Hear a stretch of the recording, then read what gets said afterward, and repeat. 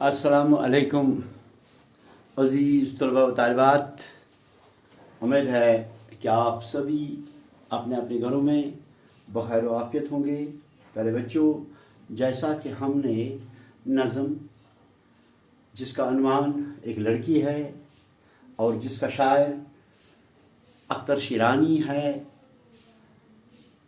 तो इसको हमने अच्छी तरह से पढ़ा, तरन्नुम में पढ़ा यानी सुर में पढ़ा, और उसके बाद हमने इसके सवालात भी किए, लेकिन कुछ सवालात बाकी रह गए थे।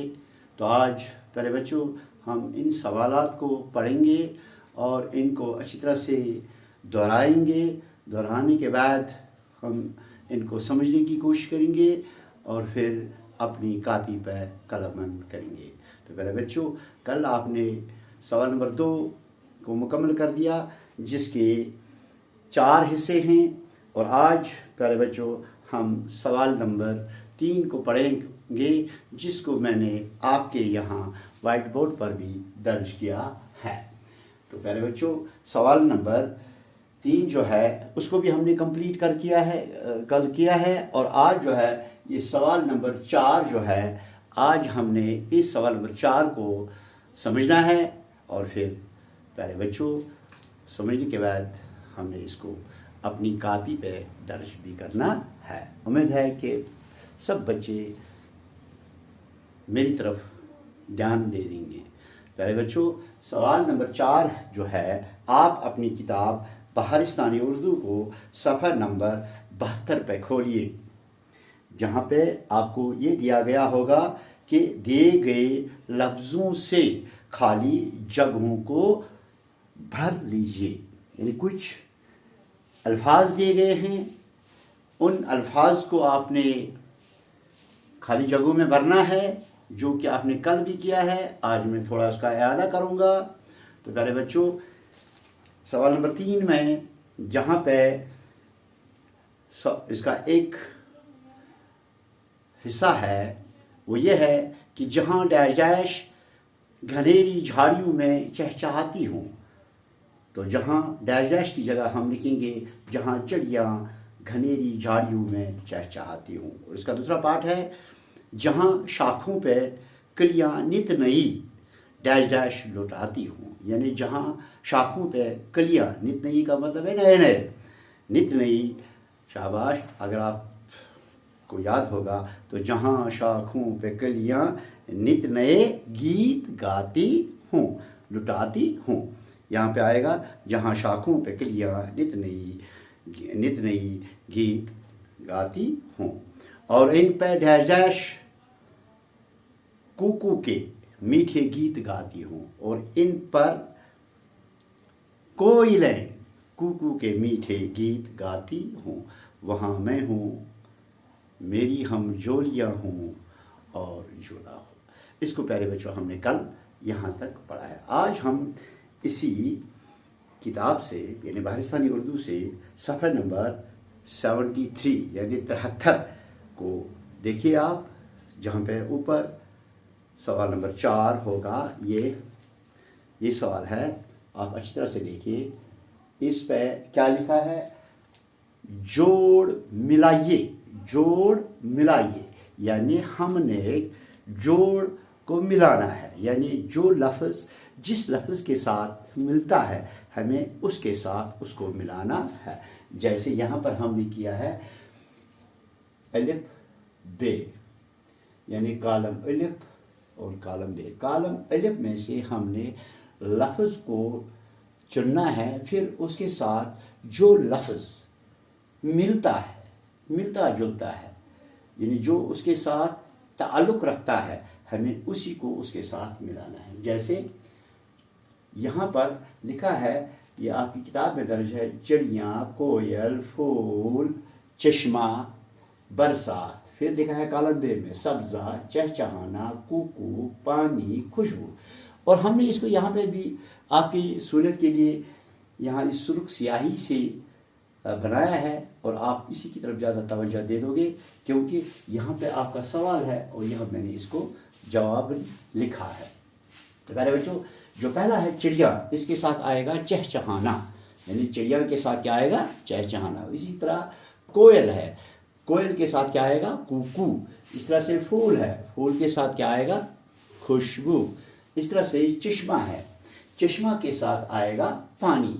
और फिर बरसात है, बरसात के साथ सब्जा आएगा। तो प्यारे बच्चों, इस तरह से हमने सवाल नंबर 4 को कंप्लीट कर दिया। तो फिर उसके बाद हमारा एक और सवाल है, सवाल नंबर 5। सवाल नंबर 5 जो है, सवाल नंबर 5 में हमने तशरिया करनी है। यानी हमको यहाँ पे ये एक बंद दिया गया है इसी नज़म से, और इस बंद को हमने नसर में लिखना है, क्योंकि वो तो तरन्नुम में लिखा गया है, वो तो सुर में लिखा गया है। फिर हमने उसको सुर में पढ़ाया भी आपको, लेकिन अब हमने इसको क्या करना है, अब हमने इसको नसर में लिखना है। पहले हम इसको पढ़ेंगे। ये क्या लिखा है, जहाँ नहरों में पानी मोती सा झलकता हो, जहाँ चारों तरफ गुलजार में सब्जा लहकता हो, जहाँ फूलों की खुशबुओं से बन का बन महकता हो, वहाँ मैं हूँ, मेरी हम जोलियाँ और झूला हो। तो ये बंद जो है पहले बच्चों, इस बंद को हमने नसर में लिखना है, यानी हमने इसकी तशरीह करनी है और इसको सीधा सीधा उसी तरह लिखना है जिस तरह हम नसर में पढ़ते हैं। तो प्यारे बच्चों, हमने भी कोशिश की है इसको अपने अल्फाज में लिखने की, सीधे सीधे लिखने की।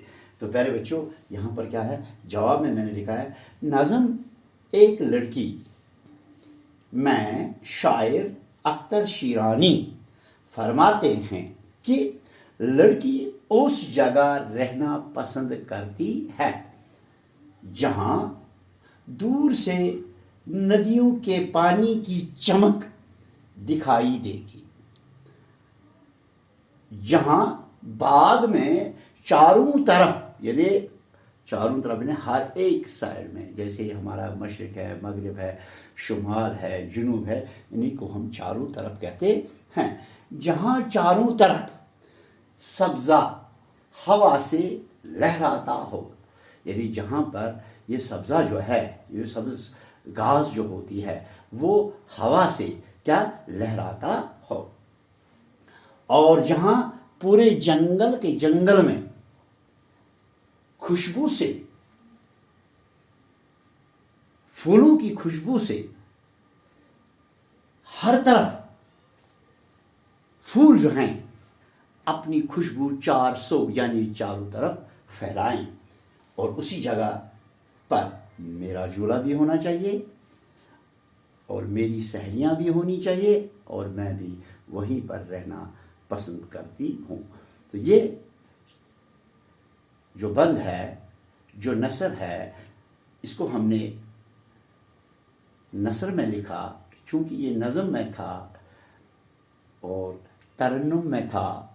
तरन्नुम यानी सुर में था, सुर में हमने इसको पढ़ाया भी। अब हमने इसी नज़म को नसर में यहाँ पे लिखा। तो प्यारे बच्चों, उसके बाद है आपका छठा सवाल, यानी सवाल नंबर 6, वाहिद और जमा। पहले हम समझेंगे वाहिद किसको कहते हैं, तो फिर जमा किसको कहते हैं। प्यारे बच्चों, वाहिद हो गया एक और जमा हो गया एक से ज़्यादा। जैसे हम कहेंगे लड़का, यहाँ पर एक लड़का है, अगर इस एक से ज़्यादा लड़के होंगे तो हम कहेंगे लड़के का जमा जो है वो लड़के है। इस तरह से लड़की है, इस लड़की का जमा जो है ये लड़कियां हैं। प्यारे बच्चों, इस सवाल नंबर 6 में आपको जमा के अल्फाज दिए गए और आपको क्या करना है, आपको इनके वाहिद लिखने हैं।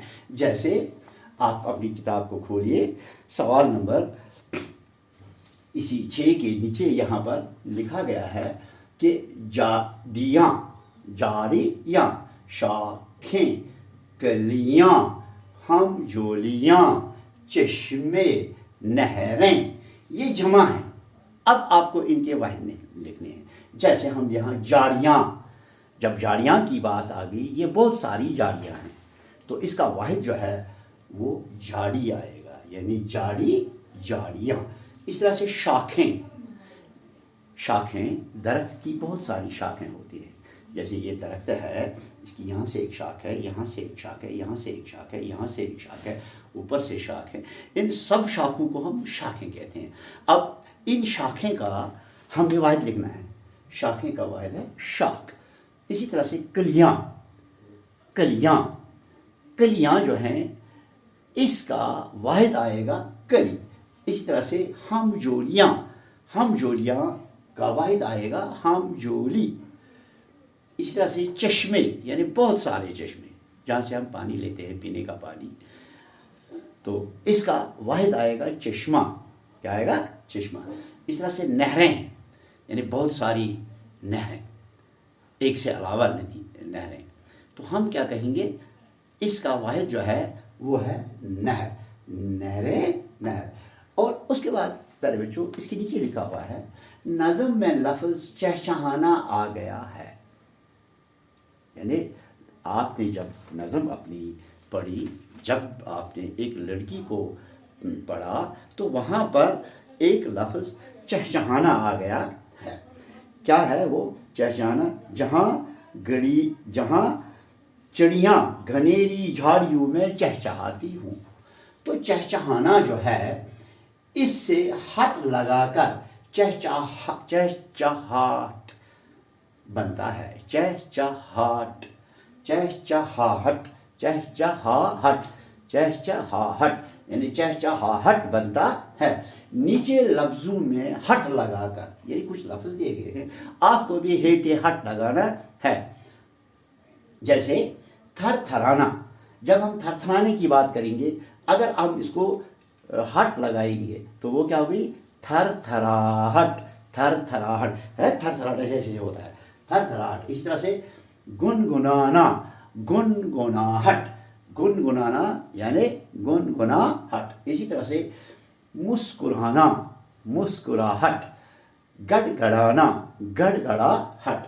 तो पहले बच्चों, ये हमने अपनी इस नज़म को पढ़ा, जिसका शायर अख्तर शिरानी है। नज़म का अनवान एक लड़की है।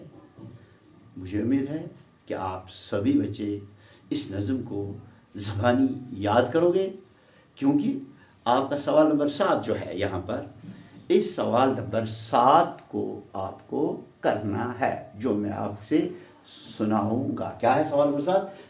इस नज़म को ज़बानी याद कीजिए। तो प्यारे बच्चों, ज़बानी तो आपको याद करना है। मुझे उम्मीद है कि आप सभी बच्चे इसको अच्छी तरह से ज़बानी याद करोगे, और ये जो सवालात जो मैंने इस वाइट बोर्ड पर दर्ज किए हैं, इनको भी अपनी कापी पे कलम बंद करोगे। शुक्रिया।